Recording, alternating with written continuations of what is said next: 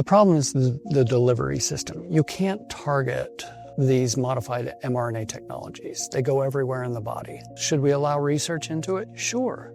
But should we allow self-amplifying sequences? I mean, that's another issue that's a can of worms. No, we shouldn't. In the last few years, pathologist Dr. Ryan Cole has been at the forefront of looking at an uptick in cancer diagnoses and alerting the public to the side effects of COVID genetic vaccines. In this episode, he explains why he'd like to see a ban on mRNA technology and how he sees things shaking out at the NIH and CDC in the coming months and years. I think things are going to continue to accelerate in terms of the changes. This is American Thought Leaders, and I'm Yanya Kellick. Dr. Ryan Cole, so good to have you back on American Thought Leaders. Thank you, Jan. Great to be here.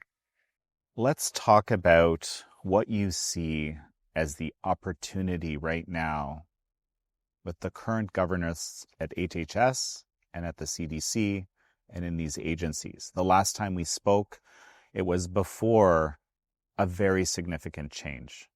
The thing I'm most hopeful about is transparency. Over the last several months, we've seen the Overton window shift on things that we never would have talked about before. It's things that we talked about for the last 5 years, and a lot more people are now questioning, which I really like. And they don't have to agree with us. That's fine. But the fact that the conversation has now shifted to things that have been tucked away in databases of the CDC or databases of the FDA, having Kennedy be a force for questioning and change, I think has opened new opportunity for people to ask questions.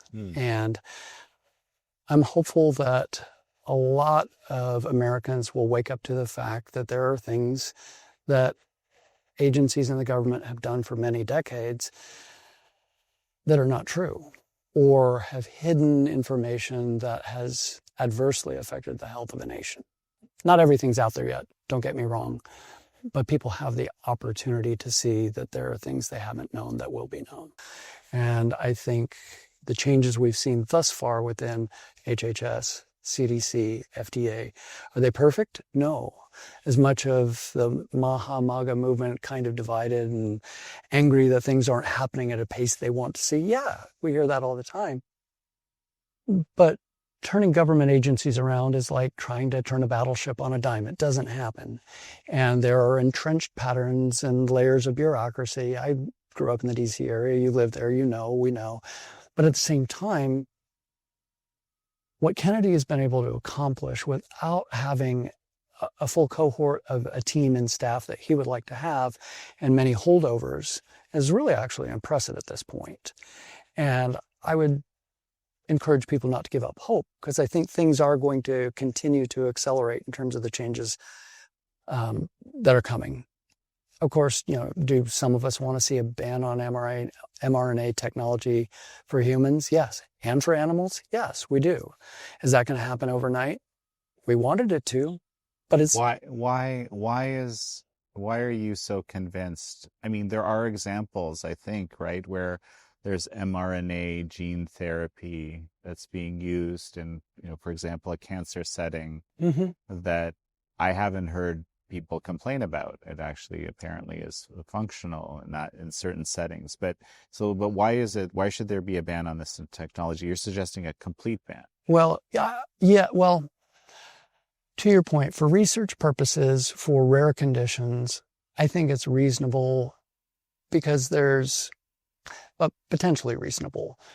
The problem is the delivery system. You can't target these modified mRNA technologies. They go everywhere in the body. That's the problem. The cells that end up making the protein that one is trying to get coded by made the machinery from this little sequence of RNA, that can go anywhere, and those cells that make that protein are now a target of your own immune system to attack. That's because of this lipid nanoparticle. Right, they're system. Shielded in this little fat bubble, lipid nanoparticle, and that technology was originally designed to carry chemotherapy to the brain.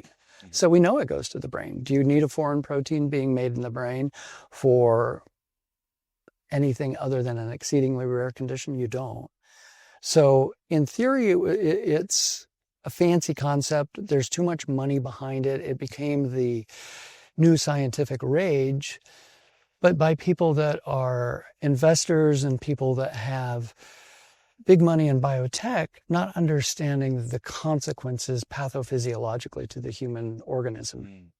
So why does it need to go away? Well, because the risk-benefit ratio doesn't exist. And as a vaccine, it was a failure. For rare conditions, should we allow research into it? Sure.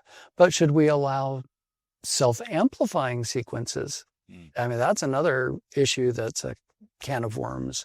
No, we shouldn't. Some of the new pet vaccinations are modified RNA technology and self-amplifying technology. That it gives huge potential for mutation. Just very briefly, what is the self-amplifying technology, and then why does it create this huge potential for mutation? Well, what we've done with self-amplifying technology, unfortunately, is we've taken rare viruses like an Eastern equine encephalitis virus and used that as a vector to put this little gene sequence, RNA sequence, attached to that. The problem with all of these is they don't have an off switch. They can start producing their product, and that gene has the potential to mutate and shed out of the body onto surrounding individuals. So you can't find what you don't look for. I've said this 1,000 times the last 5 years. So if you say it's safe and effective without showing that it doesn't shed onto surrounding individuals and or animals to humans and or mutate, then you can't make that claim. And so the transparency of any of these products is to say, okay, if we're going to assess the safety, we need to make sure all those things that I just mentioned don't happen. Then you can make the claim, okay, there's no evidence of these things, but you can't make an ex cathedra pronouncement that doesn't happen by not having done the experiment to prove that it doesn't. And so my big concern for self-amplifying, and there's still a trial that was allowed to go forward with that, with Arcturus and bird flu, is what if you create a stronger strain of it? What if you spread it where it wasn't intended to spread? It could be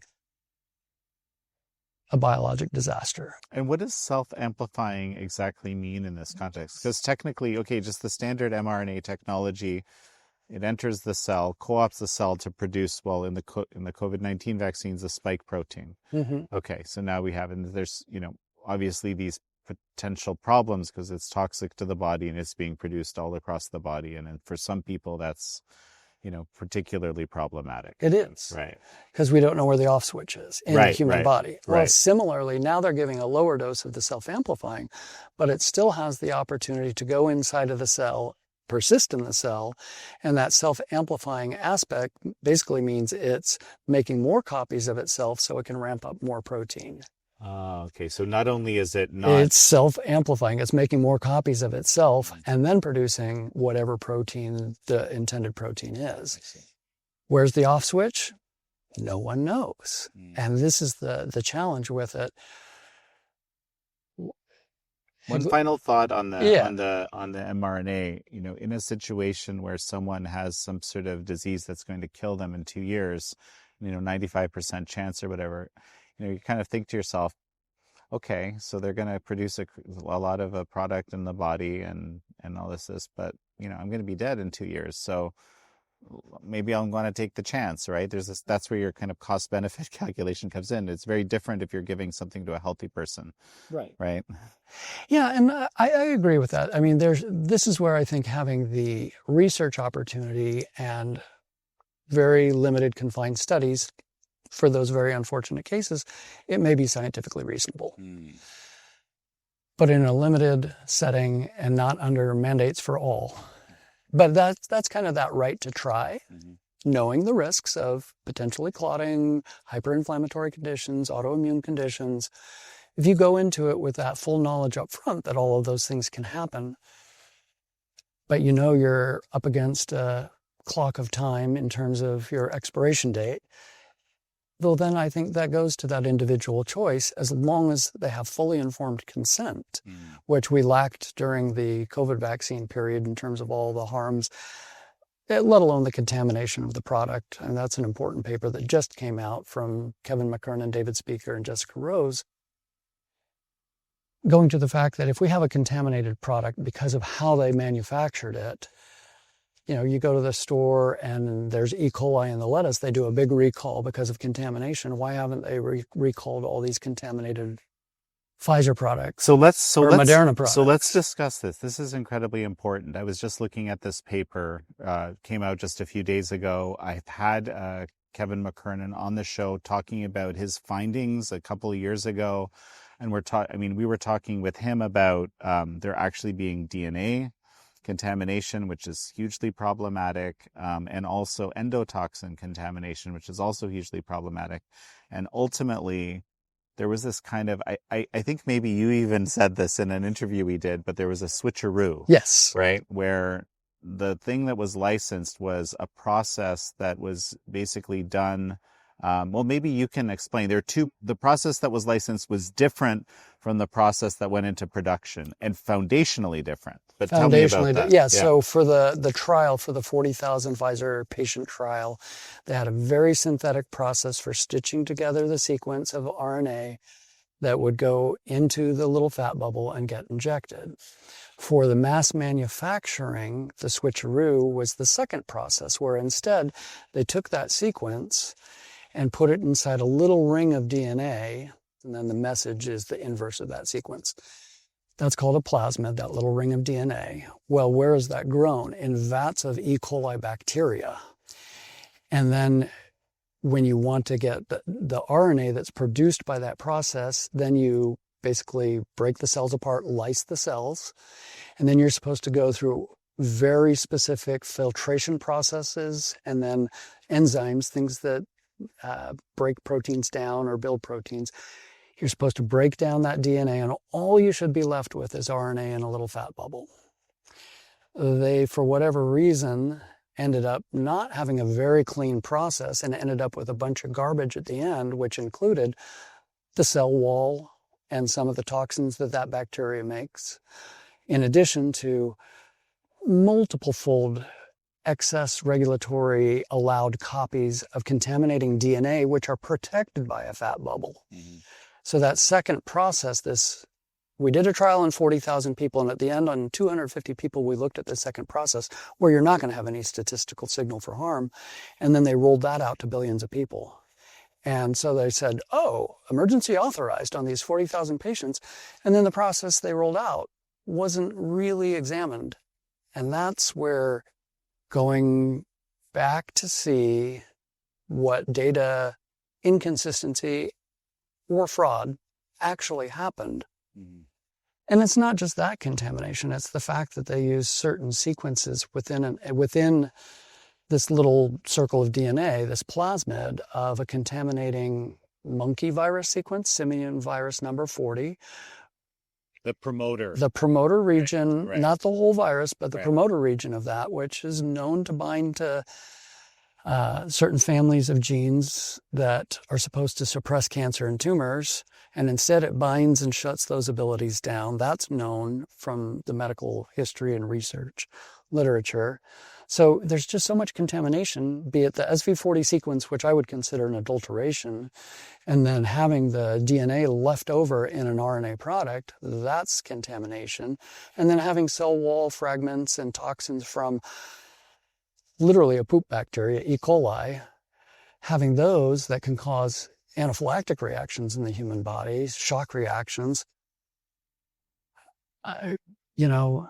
And this paper, this paper looked at just the DNA contamination aspect. And so just very briefly, if you could tell me what they found. It struck me that they were extremely rigorous in their methodology, presumably expecting to be attacked for this paper and so forth. But just tell me what they found. So basically they used two techniques to detect DNA and quantify it. So two different techniques to basically compare against each other, and they found, multiple fold from 36-fold to several hundred-fold extra copies of DNA. So the FDA allows 10 nanograms per milliliter, I want to say, of DNA in a product. But that's naked. It's not protected in a bubble. What they found was billions of copies, essentially, of DNA in each vial. Why does that matter? Well, you do run against the can it integrate into our own genome issue. Several papers, laboratory papers, suggest that. One case report that hasn't been published yet in a tumor and a cancer has been shown that there's Pfizer integration in the tumor, both pre-death and post-death. So that's a problem with having contaminating DNA, persisting within the cell for a long period of time and making atypical proteins. That's a potential. Causing other autoimmune reactions, that's a potential. The biggest concern for me is the cancer potential of having that contamination. And of course, we've seen an uptick from the National Health Service, showed overall a 23% increase in cancer above average. From which time? Okay, this is, 2020 to 2023. But the uptick was after the rollout. It was after the inflection point of the mandates and the shots in 2021 when you see the uptick. And everybody will say, well, correlation's not causation. And well, it's an important, whatever it is, it's an important data point. 23%, that's huge. Hold the presses, Right. Yeah. And what new thing happened societally in 2021? The introduction of a gene transfection product that we know was contaminated, given to billions of people.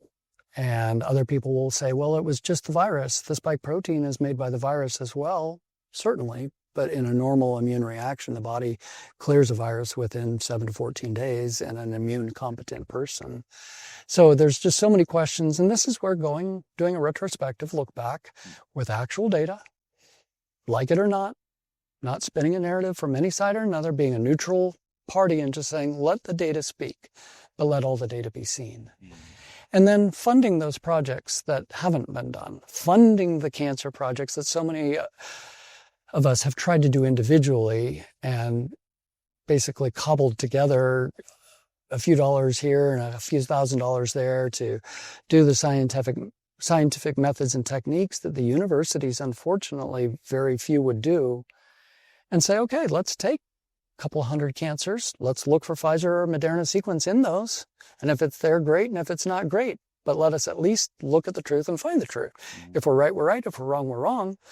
The data so far indicate that it has been identified on a small scale. Let's prove whether those, crazy people out there that are saying these things are happening, and I'm saying that facetiously, but let's prove it.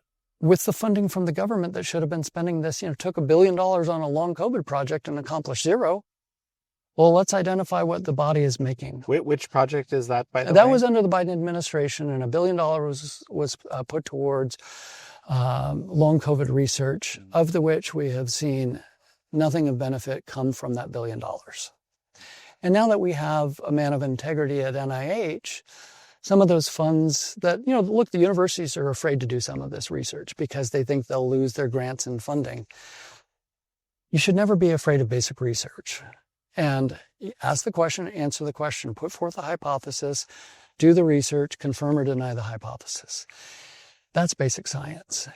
The universities are worried about losing their funding from patents on discoveries and then making billions selling it to pharmaceuticals that have intertwined interests. That's not in the interest of science and the health of people. That's in the interest of big corporate entities. And that came into being because of the Bayh-Dole Act. If we erased that act and actually went back to basic science and no conflicts of interest, we could do the research that the inquiring mind would have inquired about and wanted to do in the first place, not fearful for their job or for their reputation, but just answering the questions of science, nature, physiology, pathology, the human body, and the better health of a nation. We've missed that. We have an opportunity to reset and say, this is how we're going to do science again. And we're going to do it with honesty, integrity, and transparency. So, presumably ASIP under Dr. Retzef-Levy is doing, is looking into all of this, is going to look to make some specific recommendations around a number of these questions. So where do you see over the, the next few years? Are there some specific things? I mean, you mentioned a few pieces of of important research. For example, is there integration of these products into the genome in people? Name a few things that you would expect to see in the coming 3 years, because that's how long this. I guess this could. I think the number of products that will come to market under the designation vaccine will be fewer, because I think the criteria for approval will be more strict. I think that protects people. I think that protects children. I think that's critically important. So that's one thing I think will happen. They'll bring things to that committee.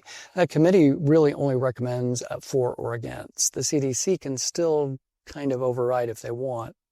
I doubt that'll happen now that some of the leadership there has changed.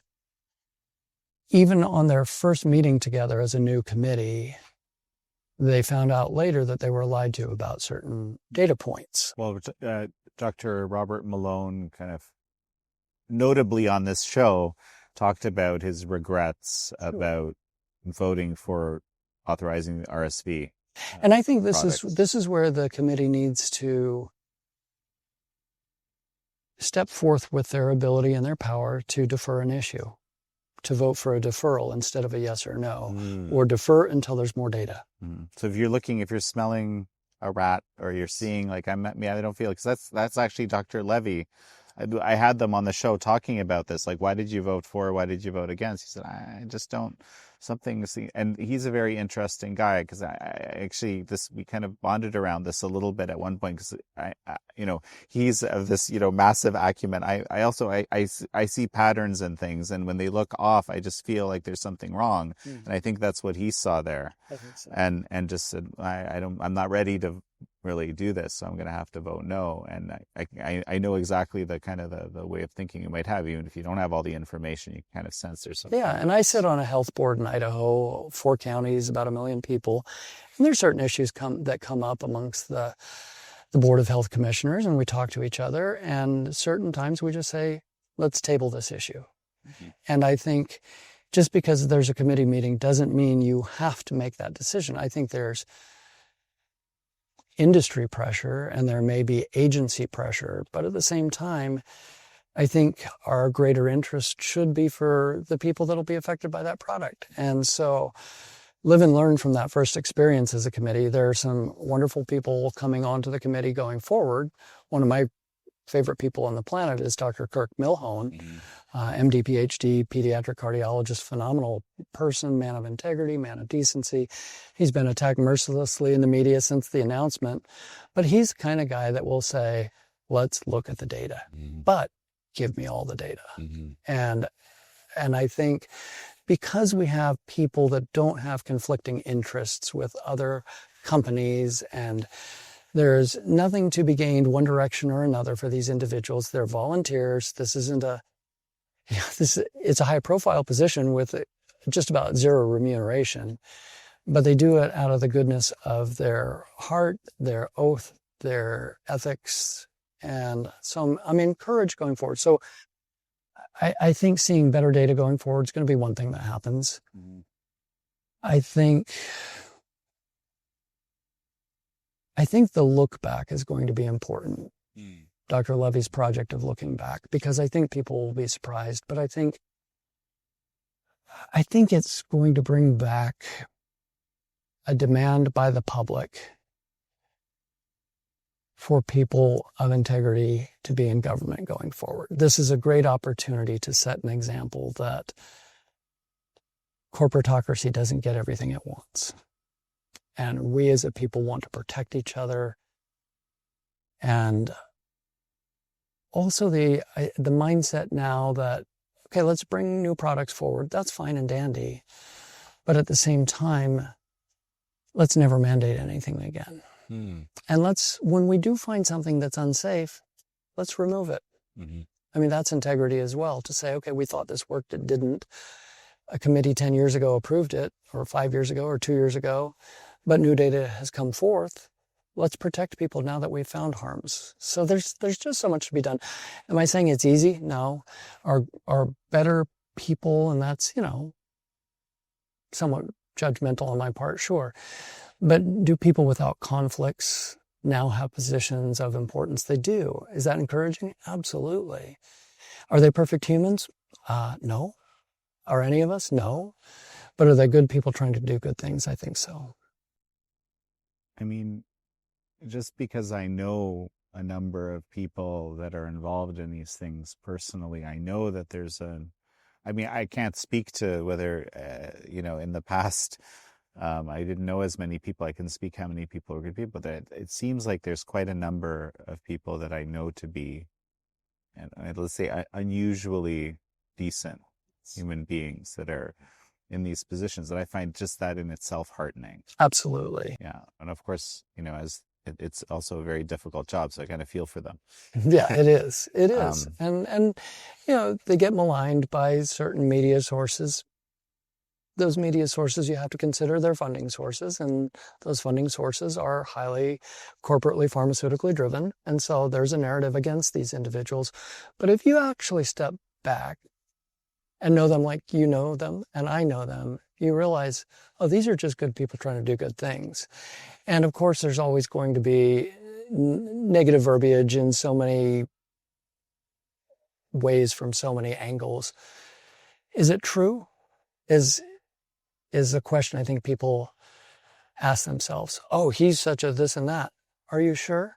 How do you know that? And as you said, when you know these people personally and you've seen them be consistent time and time and time and time again, you think, okay, there's integrity there. And so that's encouraging. I agree with you. I think, again, we're not going to get everything we want all at once. And nobody does. But that's part of being in a civil society, is realizing that sometimes the answer is somewhere in the middle and not at the extremes. Well, and also just that you need to build coalitions. You need to convince people who, fairly or unfairly may be unconvinced about things. I mean, it's just, we can't coerce our way. I mean, this is kind of probably a big lesson of the last few 5 I've doing. I'm adding a little bit of my own commentary here, but yeah. Coercion. You may have heard me say earlier, a quote I remember from childhood: "A man convinced against his will is of the same opinion still." So we have to find this way of allowing people to have civil dialogue, agree to disagree on certain things, but until the dialogue happens, without censorship, let one side have their voice, let the other side have their voice. Let's come to reason together and come to a good decision for all. And sometimes this side doesn't get what they want, and that side, to me, it's not about the side. It's about the person on the other end of what these sides, quote, are trying to do. What's the impact on a fellow human being? And what's your degree of curiosity, care, concern, and empathy for that individual? That's how we make the best decisions. It's not just a data decision, not a financial decision, but there's humanity on the other side of that decision. And that's why these committees are important, and not forgetting that humanity. You just made me think of this. Are you aware of the presidential memorandum on big pharma advertising recently? And I mean, there's a general kind of interest in looking at that. We heard that from Secretary Kennedy, but now there's this presidential memorandum. What is the significance of that? The significance is the companies have strayed away from what they were allowed to do. And in terms of, the glowy lady or grandpa jumping through the meadow and butterflies flying all about and this drug is safe, and then you get this little blurb of, and here's the risk, death and explosive diarrhea and blah, blah, blah, all at the end. It's, if you're going to advertise, I would like to see pharmaceutical advertising personally go away altogether. There's only 2 nations on the earth that allow it, us and New Zealand. But if they are going to advertise, then the transparency has to be there. And the memorandum and the new policy through HHS would basically say, you have to show all the harms, all the risks, versus just the glowy picture of what the corporates want to push forward. Mm-hmm. And I mean, there's more detail to it than that, but on the simple nature, you have to be more transparent in your reporting if you're going to advertise. How's that going to make a difference? Because I mean, when I hear some of these things, I watch more TV these days for a whole bunch of reasons, and I see some of those ads, and there does seem to be like a, kind of a laundry list of things read out, yes. During. I think here's where it'll make a difference. If you restrict what they can say and how they say it, then what the reporters are allowed to or not allowed to report on changes. And we go back to actual scientific inquiry and journalism within the journalistic field. Okay, so that's super interesting. So you're basically saying, let me see if I get this right. You're basically saying that, while these companies aren't, explicitly telling anybody what they can or cannot say, if your funding comes from a certain source, going against it, or having a different narrative or a narrative which might be harmful to that source is difficult. Yes. If I understand you correctly. Yeah, it becomes a self-censorship because right. You're not going to bite the hand that feeds you. Mm-hmm. And so do they implicitly tell them what they can and can't say on the news? Maybe, maybe not.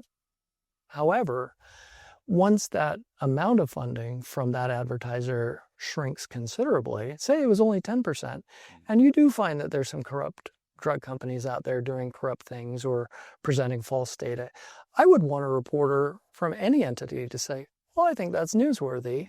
Let's report on that.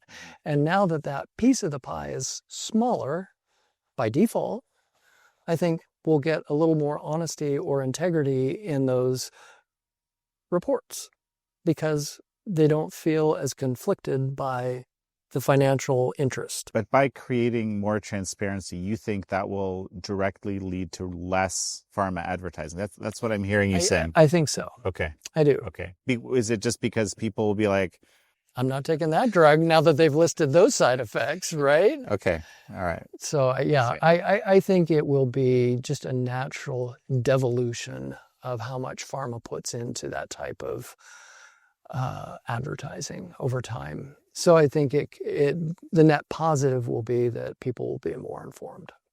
We met because you challenged a lot of narrative ideas, let's say, right, during the pandemic. And you were also, you lost your business in the process. How is that all shaken out? I'm curious today, right? Yeah. You lost your very, very significant business. I did. In the process. I did. And it was basically the insurance companies that ended up destroying my business. And in particular, one health system in Idaho, the largest employer in Idaho, St. Luke's Health System, their CEO attacked me, filed complaints in all the states where I was licensed. And 5 years later, I was correct on what I was putting forward data-wise and scientifically. But then they used their insurance system to cancel my contracts because of my quote unprofessional behavior of speaking freely on my scientific opinion based on what my background is in pathology, immunology, virology. Having been Mayo Clinic trained, I have a breadth of experience and 500,000 patients of experience. And I look at it and go, I knew what I knew. I didn't want to be right. Things are trickling that way. So affected my family, affected my business, affected 80 employees who I no longer have. And, I saved money for a couple of years. Now I'm transitioning into more of an educational role. I'm grateful to be a senior fellow with the Independent Medical Alliance and helping do advocacy work for them and educational work with them. It's closed a door, but opened others. Am I making what I used to make? No, maybe a tenth of it. And, when these organizations have the power to destroy lives, these organizations should no longer have power. And that came through the fact that they had a captured, paid for, pharmaceutically funded media to destroy lives that not just me, others have gone through what I've gone through. You can take everything away from me. I don't care. I'm not a materialist. I'm not here on this earth because of things. I'm here to do the good on the earth I can in the time that I have for the people that I can. And they didn't, they took material wealth away from me. I don't care. I would rather know that I made an impact on lives telling the truth the best I could, in the best way I could, and I'll keep doing that. And, am I writing some books right now? Sure. Am I slow at it? Yes, I am. Do I want them to come out sooner than later? Hopefully by the end of October, I'll have my first one out. Do I still travel and teach? Do I still try to inspire people to be involved in their own health and in freedom and in politics, no matter on which side you fall, but to be engaged in the discourse of a phenomenal nation and republic? Yes, I do. And so it's forced me into living a life that's different than I planned. But at the same time, sometimes life chooses us and we don't choose our journeys in life. The journey chooses us. So I look at it as I am where I need to be right now, trying to do what I can. And so I lost something I loved. I've gained other things I love. And just finding the positive in something that was a rough experience. Your family? No, doing okay. 6 daughters, my wife, who's here at this meeting with me. And, the girls have seen us go through it. It affects them emotionally. One daughter at one point said, "Hey, Dad, this was early on in the pandemic. She said, "Can you keep it down? All my friends know who you are."